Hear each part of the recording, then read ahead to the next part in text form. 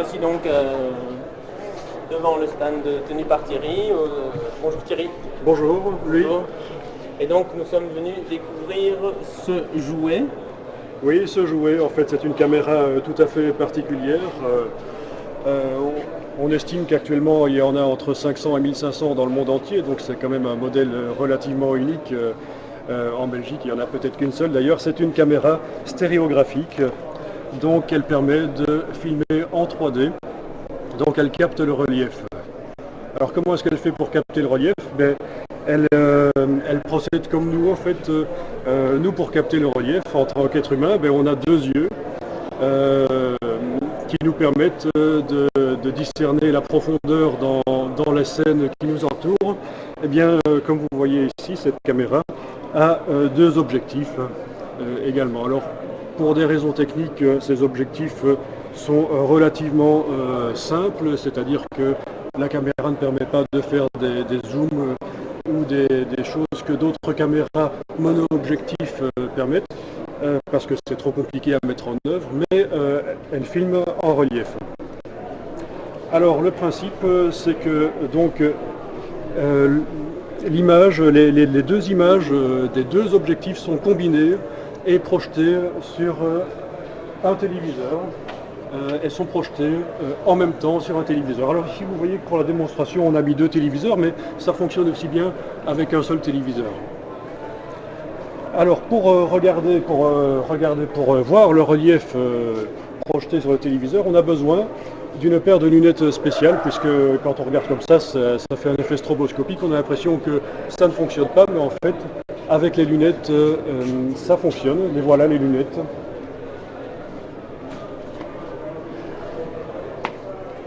Et donc une personne qui porte ces lunettes peut voir le relief. Alors comment est-ce que ça fonctionne? Eh bien, ici vous voyez, ce sont des écrans à tube cathodique. On peut obtenir aussi, on peut faire ce genre d'expérience avec des projections. Par contre, avec des écrans plasma et LCD, ça ne fonctionne pas. Donc ici, on a fait, à cause de la lumière ambiante, on n'a pas fait une projection, on a passé l'image sur des tubes cathodiques. Le principe du tube cathodique, si vous êtes technicien, vous le savez, les images, on affiche d'abord des lignes paires et puis les lignes impaires.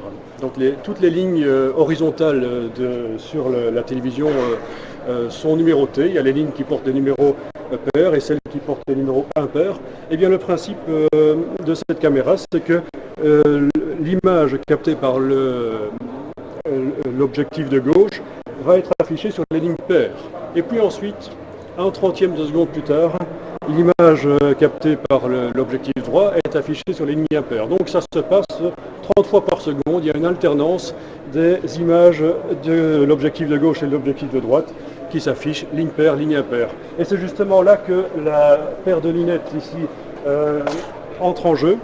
Parce que si on regarde ça à la lumière, peut-être que ça va se voir, et peut-être pas sur par la caméra ici, mais ça se voit, on voit qu'en fait il s'agit en fait de lunettes à cristaux liquides.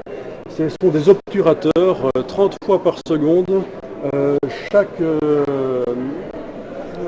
En face de chaque œil, il y a un obturateur à cristaux liquides qui empêche que l'œil, par exemple de gauche, ne voit l'image qui est destinée à l'œil de droite. Même chose à droite, l'obturateur qui est en face de l'œil de droite empêche que l'œil de droite ne voit les images qui sont destinées à l'œil de gauche. Et donc voilà comment Filtrer l'image. Ça filtre l'image, c'est à cristaux liquides.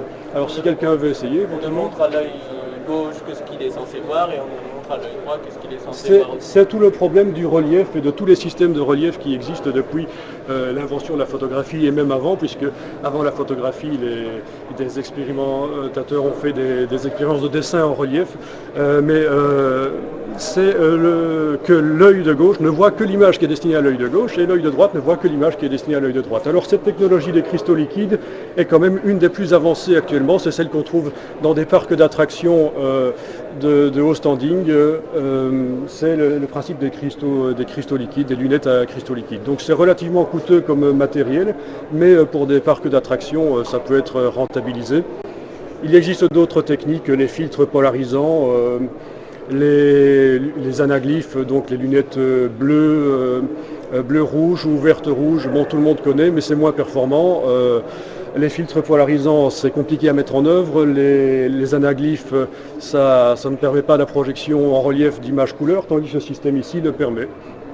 Voilà. Alors donc, il faut évidemment que les lunettes soient synchronisées avec le signal qui est affiché sur la télévision. Alors comment est-ce que ça fonctionne? Eh bien, le signal vidéo qui sort de la caméra passe d'abord par ce petit boîtier.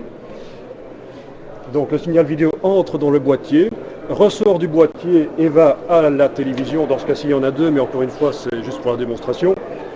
Et la lunette est connectée au boîtier, donc comme ça, les obturations des cristaux liquides se font en synchro avec l'affichage des lignes paires et impaires sur la TV.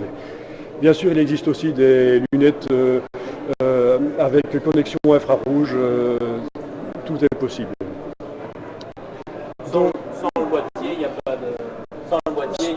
pas d'effet. Il faut absolument synchroniser, sinon ça ne fonctionne pas. Oui. Il faut absolument un boîtier de synchronisation, qu'il soit câblé ou par infrarouge. Alors, est-ce que quelqu'un veut éventuellement tester et nous dire si on sent le relief? Voilà. Voilà. Alors, je vais prendre donc la caméra. Et je vais filmer par-dessus ici l'exposition qui justement comporte assez bien de relief. Est-ce qu'on voit le relief correctement? Oui, on voit bien le relief. Je dois dire que la plupart des personnes qui sont passées ici sur le stand ce matin et cet après-midi sont assez bluffées par l'effet. Parce qu'en fait on ne se rend pas toujours compte qu'on voit un relief et le fait d'être confronté à l'image du relief projeté, on se rend compte de cette faculté que la nature nous a donnée, donc de voir la profondeur. Ouais, c'est bluffant. Hein. Alors il faut savoir quand même qu'un faible pourcentage de la population ne voit pas en relief, donc ça c'est connu, 5% à peu près des personnes ne distinguent pas le relief. Donc, bon, évidemment, pour ces personnes, ce n'est pas du tout un drame. On a tous des capacités différentes, mais on prévient souvent ceux qui font des démonstrations de système relief qu'il ne faut pas s'étonner que certaines personnes ne vont pas voir le relief. C'est tout à fait normal. Alors voilà, je pense que en gros vous avez eu l'explication. Alors vous voyez qu'il y a une troisième télévision au-dessus. Je vais quand même donner l'explication. Pourquoi est-ce que cette troisième télévision se trouve là? On comptait à l'origine faire la projection relief sur cette grande télévision, mais il s'est avéré que dans l'environnement un peu trop lumineux ici, elle n'est pas assez puissante, n'est pas assez réactive pour afficher les images. Donc c'est pour ça que finalement on s'est retourné ici pour la démonstration ici, vers des moniteurs professionnels qui vont permettre ça. Bien entendu, pour le grand public, une télévision traditionnelle dans une configuration avec moins de lumière ambiante, le relief, ça passe, on le voit. Donc voilà, je pense que j'ai dit tout ce que j'avais à dire sur ce système, qui est un système d'avenir. Régulièrement, le relief revient à la mode. On se souvient tous des films dans les années 50, les films en relief avec les lunettes rouges et bleues. Ensuite, il y a eu les systèmes de projection par polarisation. Ça est revenu à la mode avec les dents de la mer dans les années 80. Il faut savoir que le relief existe depuis l'invention de la photographie et bien avant, je l'ai dit. Et régulièrement, les technologies évoluent et actuellement, il y a un regain d'intérêt pour le relief. Alors, dans le cadre de ce graduat ici, de ce bachelor en infographie, quel est l'intérêt de ceci? Évidemment, pour la démonstration, on utilise une caméra pour démontrer le relief, mais l'intérêt, c'est surtout de faire une projection en relief des films en images de synthèse des étudiants. Alors rien de plus simple, vous avez vu la caméra pour filmer en relief, elle a deux objectifs. Eh bien, pour produire un film en image de synthèse en relief, il suffit d'avoir deux caméras virtuelles dans la scène et en fait de filmer la scène, de faire un rendu avec la caméra positionnée légèrement différemment sur un axe en horizontal.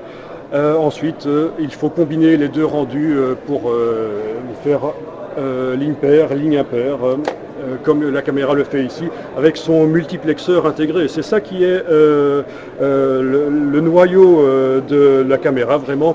Et ce qui fait sa valeur, c'est le multiplexeur qui va permettre de combiner les images des deux objectifs. Voilà.